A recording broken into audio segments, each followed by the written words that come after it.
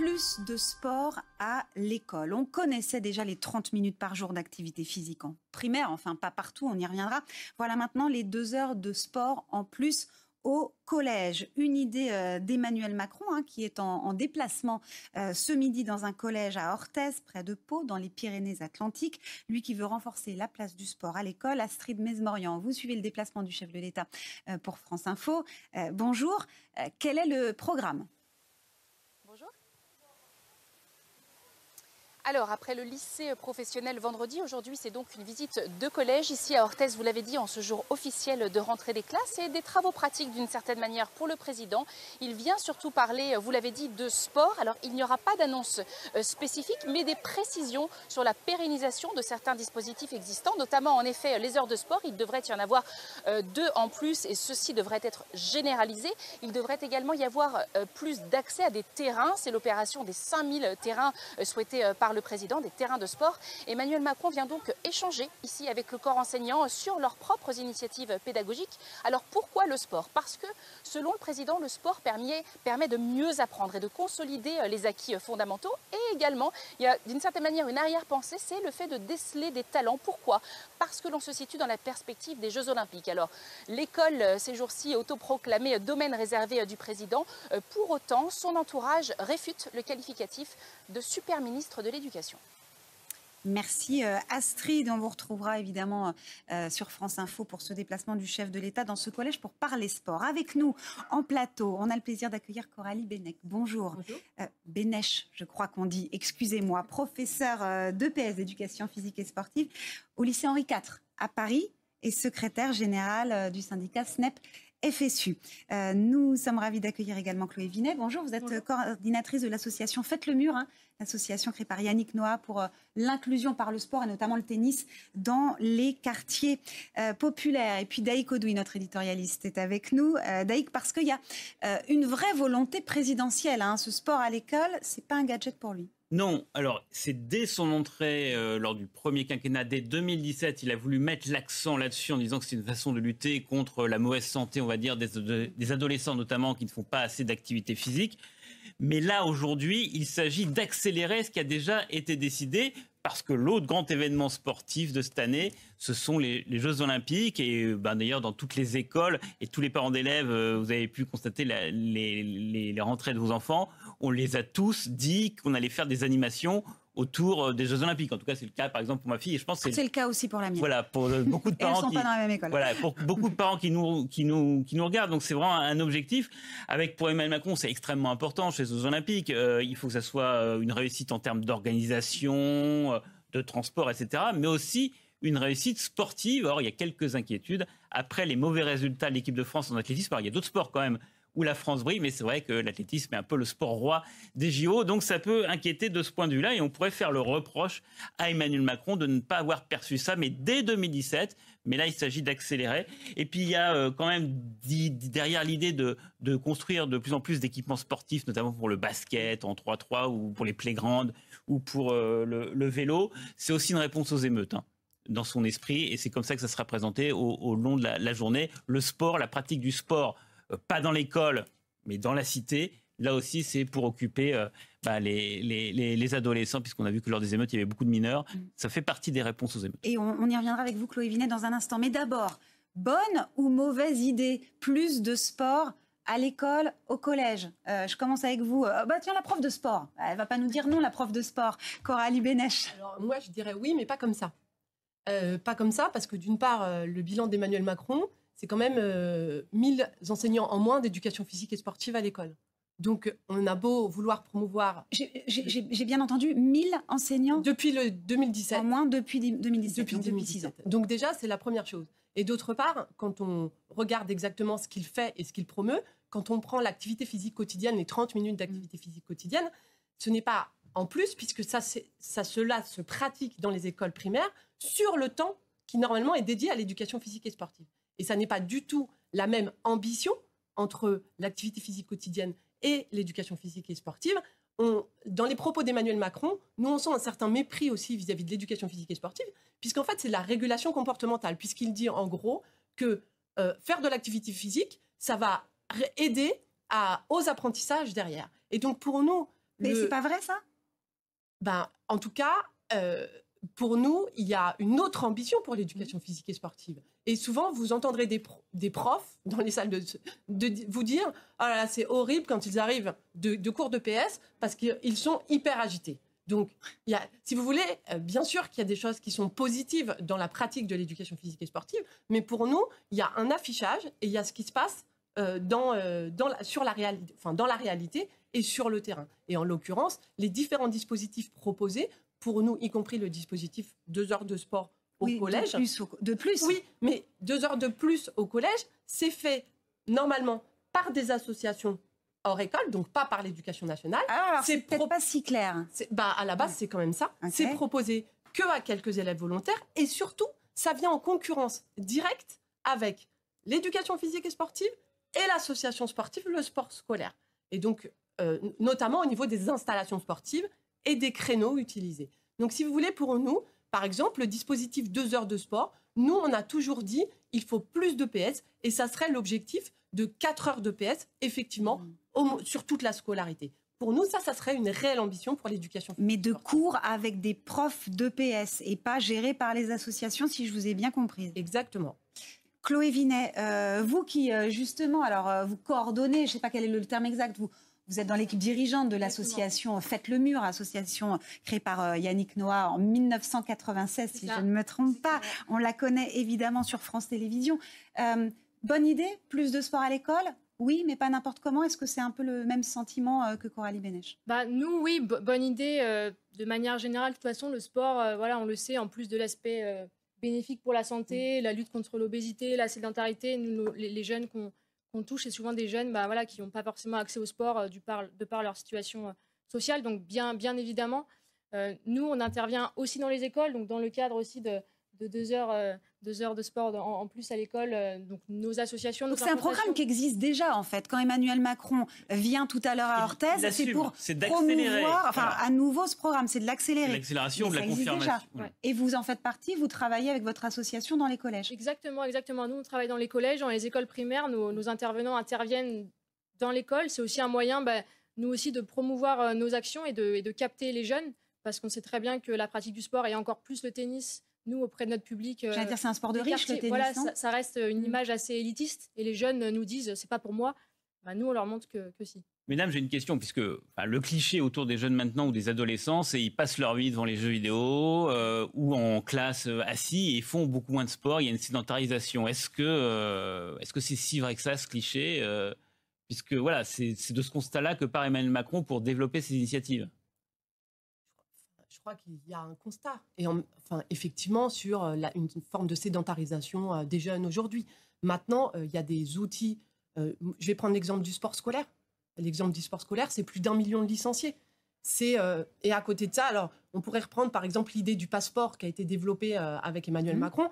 Ça n'est pas accessible pour le sport scolaire. C'est 50 € d'aide pour s'inscrire à des activités si on est bénéficiaire de l'aide de rentrée. Voilà, mais par exemple... on peut le recevoir, alors si on fait partie des critères, on peut le recevoir en cette rentrée, en effet. Mais par exemple, encore une fois, ça n'est pas accessible pour s'inscrire à l'association sportive. Or, l'association sportive scolaire, après avec tout ce qui est autour de l'UNSS, le sport scolaire, qui a des liens directs. Le handball notamment, qu'on va faire le mercredi après-midi. Voilà, c'est l'image du mercredi après-midi, si vous voulez.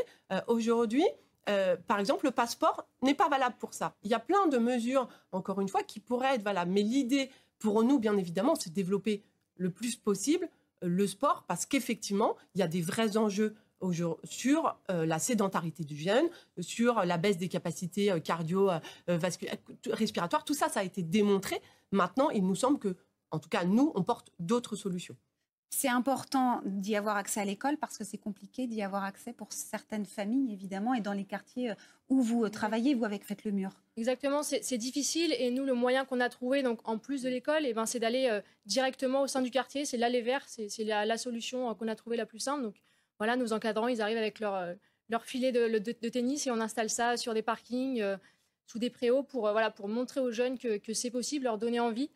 Et après, et ça marche. Et ça marche. On a aujourd'hui, on a touché en 26 ans, 27 ans, 70 000 jeunes bénéficiaires qui ont profité du coup des actions de Faites le Mur, du sport, mais pas que, parce que voilà, nous, le sport, c'est c'est un outil pour leur proposer voilà, des tas de valeurs qu'ils vont pouvoir utiliser dans la vie professionnelle, voilà, au-delà de leur enfance. Candaïc nous disait que c'était aussi derrière le discours d'Emmanuel Macron, derrière cette volonté d'Emmanuel Macron, c'est une réponse aux émeutes qu'on a connues au tout début de l'été. Vous le voyez comme ça aussi, comme une forme d'inclusion, d'intégration, une façon de véhiculer des valeurs et de ne pas laisser traîner les enfants dans la rue désœuvrée? Exactement, on l'a vu voilà, en juin dernier, le terrain de sport, c'est aussi un moyen pour eux de s'exprimer. Et les encadrants qui sont sur le terrain, c'est des gens de confiance. Ils n'ont pas forcément à la maison voilà, forcément une famille qui est toujours là. Et c'est vrai que ce lien de proximité, cette cohésion sociale, ça a joué énormément dans cette situation et même pas que tout au long de l'année.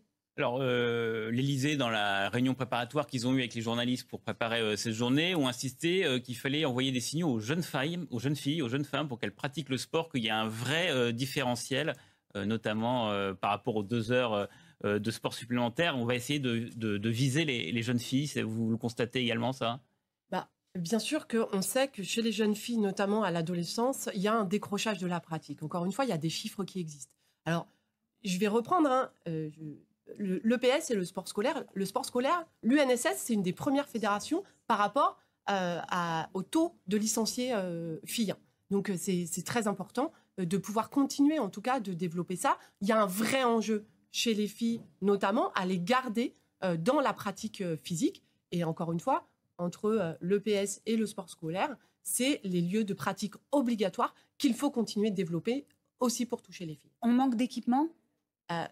Ça, oui. C'est peu de dire. Notamment, des gymnases, c'est peu de dire. Des gymnases, des piscines. On rappelle qu'il y a 10% des élèves qui ne vont jamais à la piscine de toute leur scolarité. On rappelle que sur les installations sportives, la région parisienne notamment est très en manque. Les Jeux Olympiques devraient aider un peu en Seine-Saint-Denis. On espère. La Seine-Saint-Denis est un des départements de métropole les plus sinistrés, si ce n'est le plus sinistré. Et pour nous, il y a un investissement important à faire parce qu'il faut rappeler quand même qu'il y a un taux de tension très, très important pour accéder aux installations sportives et qu'il y a des concurrences qui ne devraient pas exister entre, justement, ce qu'on disait, les associations, l'EPS, le sport scolaire.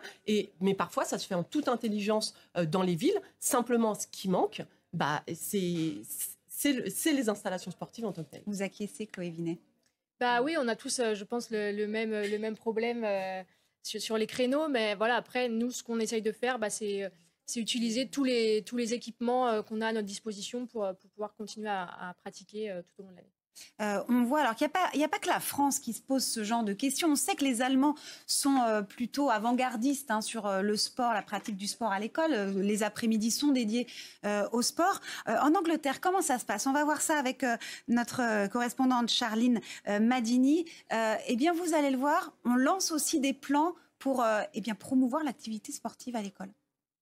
Au Royaume-Uni, l'éducation physique n'est obligatoire que jusqu'à l'âge de 16 ans. Le sport devient ensuite une option dans l'examen de fin d'études des élèves britanniques. Mais ce qui fait débat aujourd'hui, c'est la baisse du temps dédié à l'activité sportive dans les écoles publiques.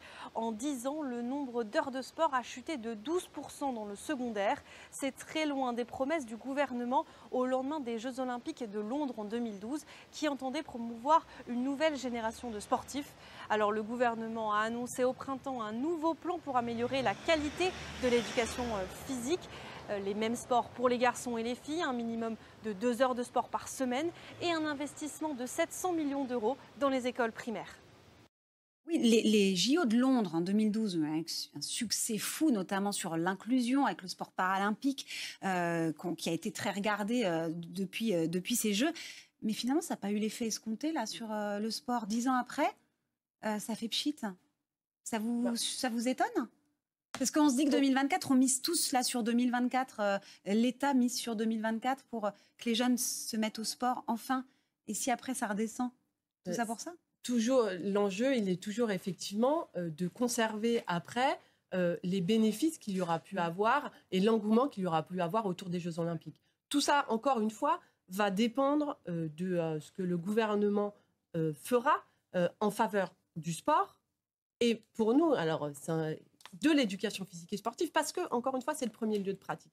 Et elle le dit clairement, la reporter, c'est-à-dire qu'à un moment donné, quand il y a moins de 2 heures, quand on tombe à moins de 2 heures de pratique en EPS, enfin sur la pratique physique, je ne sais pas comment ça s'appelle là-bas, mais sur la pratique physique, eh bien, obligatoirement, vous engendrez moins d'engouement derrière pour poursuivre la pratique physique. Et je reviendrai encore une fois sur l'activité physique quotidienne. C'est pas quelque chose qui parle aux élèves. Ce qui parle aux élèves... Il faut que ce soit fait aussi partout, parce que c'est pas le cas. C'est 30 minutes à l'école primaire ce n'est pas le cas. Par jour. On est sur 20... On ne le voit pas forcément dans les établissements. Alors, selon les chiffres de l'Élysée, c'est 70% des établissements qui l'ont mis en place, sous des formes diverses. Hein. Mais surtout, si vous voulez, ça ne fait référence à aucune pratique culturelle et référencée. Aucune pratique sociale. Vous aimeriez que ce soit dans un cadre de cours d'EPS classique? Pour nous, si vous voulez, on est en train de substituer l'activité physique. Enfin, l'EPS part de l'activité physique quotidienne. C'est plus facile. Il n'y a pas besoin de formation, il n'y a pas besoin d'installation sportive. Ce que vous dites, en gros, c'est que les élèves en école élémentaire, ils bougent, mais ils ne font pas de sport. C'est ça. On appelait ça le gigotage. Voilà. Et comme si derrière, ça veut dire quoi? C'est qu'on n'a pas besoin de profs d'EPS pour faire tout ça? C'est ça que vous voulez dire? Au bout du bout, finalement, vous n'avez pas besoin de formation et vous n'avez pas besoin d'installation sportive. Il y a ça aussi derrière. Et si on vous demande de participer en plus, en tant que prof de PS, sur ces 2 heures de plus, alors vous êtes dans un lycée, mais vous, vos collègues, dans un collège, c'est oui, c'est non? Vous laissez faire les associations ou vous voulez vous investir aussi moyennant rémunération? Ça pourrait vous intéresser? Nous, si on nous dit aujourd'hui, vous avez 2 heures de PS en plus pour du soutien, pour de la pratique physique supplémentaire, on ne dit pas non, mais pas dans ce cadre-là. Encore une fois, en fait, on joue sur un certain nombre de choses. Et vous savez aussi qu'historiquement, il y a on a toujours voulu faire rentrer un certain nombre de clubs dans les écoles, ce qui n'est pas en tout cas notre volonté à nous. Chloé Vinet, le mot de la fin peut-être sur ces 2 heures de plus au collège. On voit bien que c'est compliqué, que c'est pas si simple que ça. C'est pas juste une incantation et une parole magique pour mettre tout ça en œuvre. C'est ça, c'est pas simple, mais voilà, le sport, on le sait, c'est vecteur de beaucoup de choses, de valeurs, et je pense que quelle que soit la forme qu'il va prendre, que ce soit en club ou à l'école, gardons à l'esprit que voilà, les valeurs du sport sont essentielles à nos jeunes, et voilà, gardons ça en tête. Et les JO à Paris, pas qu'à Paris d'ailleurs, en 2024, devraient nous y aider. Merci à vous, mesdames. Coralie Bénèche, qui êtes secrétaire générale du syndicat SNEP FSU, professeure d'EPS. Merci Chloé Vinet, coordinatrice de l'association Faites le mur.